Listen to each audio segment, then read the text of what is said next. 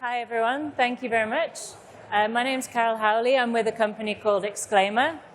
We're an email signature software solution, and I'm here today to talk to you about demand generation strategies that we've been employing to help us scale our business. So what I'm going to go through is why demand generation is a really great investment for your business, what you really should prioritize based on the stage of business that you're actually at, and what you could do more of right now. So I'm just going to go through what works for us. We're at a business, Exclaimer's just about to hit about 50 million ARR. Over the last year, we had hit product market fit, but we had a huge amount of investment to do on a marketing perspective to get ourselves in a position where we're able to scale the business. We didn't have a lot of marketing channels. We had some very basic levels, but we weren't able to scale. So we really had to invest a huge amount and put a lot of effort in to make sure that we could scale at pace so that we were able to keep going. So first I want to go through a couple of trends that I've found that have really influenced my strategy and my thinking that I've taken to the team. First of all, the B2B buying journey is getting more and more complex every single day. A lot of that journey has also been done within the arenas where you can't necessarily track or attribute it overly well. So all of that journey is happening, and we had a recent amazing webinar with Chili Piper where we went through the dark social and how many touch points you'll actually see a buyer go through before they even come into your arena and you can track and see them. So it's getting increasingly complex for us as a marketer to be able to track all these touch points. We've also seen an amazingly challenging year in terms of tech layoffs in our industries, but also within investment and portfolios looking for companies that have sustainable, durable pipeline growth. So companies that are able to prove time after time that they're able to grow businesses. So at the back of that, I said to my team, this year and for our marketing campaign, we need to focus on the need to work smarter, not necessarily harder. So it's not necessarily about investing more and doing more. It's about making sure your investments really pay off and that everything links together. Because a lot of people, especially when we're talking to marketers, have less budget, they have less people, and they've got the huge challenge of doing more with less. So that's why we've really focused everything around this. So within that, I wanted to place our bets as a team, and there were 4 key strategic bets that I was really keen on us focusing on. First of all, we wanted to amplify the demand we already had. We had a bit of content, we had a reasonable engine, but not anything that could scale. We had some PPC and some paid capabilities in search, but nothing beyond that, so we needed to accelerate.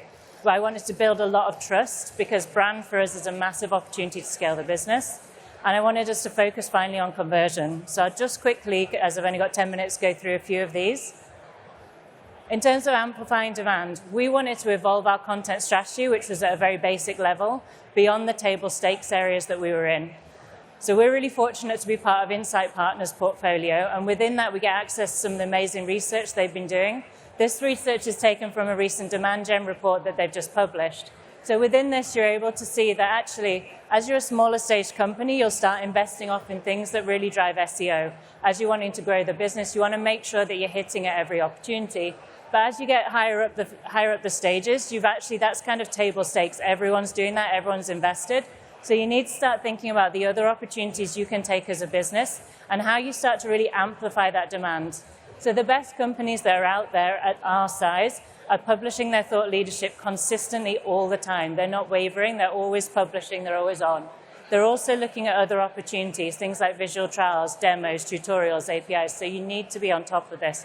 It's about surrounding everyone within your everyone within your audience with consistent messaging at every single touch point where they're searching for you. So you have to amplify as you go upscale.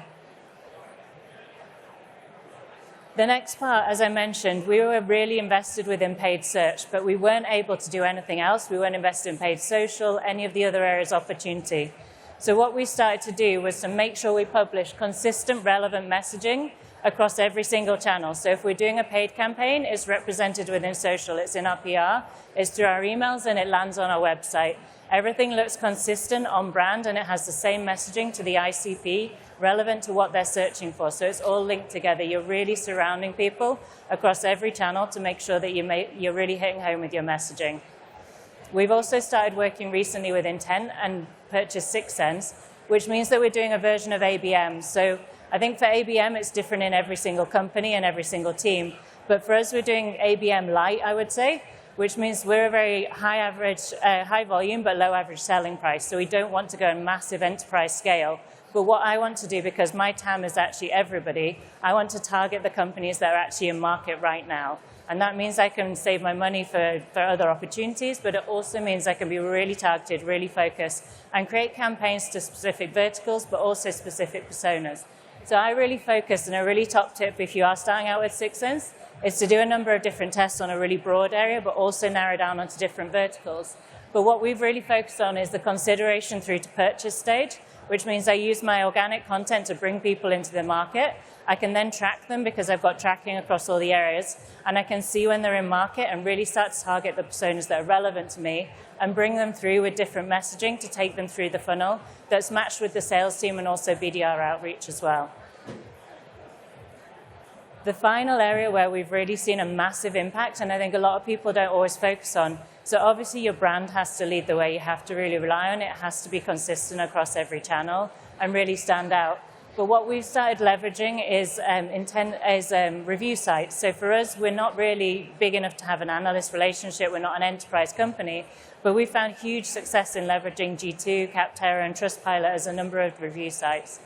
So as you can see here, from a year's worth of investment with G2, we encourage all our customers to give us reviews. We respond to all the reviews. We talk about them. We really, really engage with our customers to make sure they feel valued, that we're really reaching them all the time. And we've gone up to the top stage of the G2 results. But the best thing about this is you can also plug this into all your intent engines so that then you can do tracking. When people are searching for you, you can have alerts, and all of that feeds into your demand gen engine. So you're really starting to layer it on. So as well as there, you're on sort of review sites, you're on searches. It gives you that amazing opportunity. And also, people trust other people. They don't necessarily trust you. I know that most people don't want to talk to me or necessarily our sales team, but if they see other people saying, hey, this product's amazing, it's actually really good, it genuinely works, then they're more likely to look at that and start searching as well and come into our arena and want to talk to us. The final thing is, and you may say conversion is a sales problem, but unfortunately as revenue marketers, I think we all have to focus on conversion. Everything I do is completely pointless if the sales team can't convert it, if we can't convert on our site, if we can't convert through the funnel. So the real big thing that we always say is no leads ever left behind. We need to focus on conversion at every single point of the funnel. We need to constantly look for the red and the problems and make sure we focus. So for me, this is almost the biggest and most important thing. You can do everything else, but if you can't convert, you're completely stuck. We've had 5 key areas that we wanted to focus on in conversion. And I was really inspired by Jala Razaya's quote where there is so much money that's wasted if you don't focus on converting your marketing efforts. So we've really invested in on-site personalization and conversion rate optimization on our site. So when people come, they can get different experiences depending who they are. We've done obviously ABM, which is probably, as I said, a bit more ABM light because of the way we're doing it that suits our journey at this time. We've got an amazing visual trial, so we've built our own trial that takes people through just a visual encounter of what our product's like if they're not quite ready for a demo, which has shown really amazing conversion. We've got a fantastic email nurture that we're building, testing, refining every single day. It also ties into our customer success, our sales team, our outreach, our BDR cadences. So we're able to really see improvements across every area. And also sales enablement. Sales team are people. They've always got things they can learn. They need to know about the new content. You need to educate them, help them work together with everyone else. So we've got a massive sales enablement program that's really starting to show amazing results for us that we're really pleased with.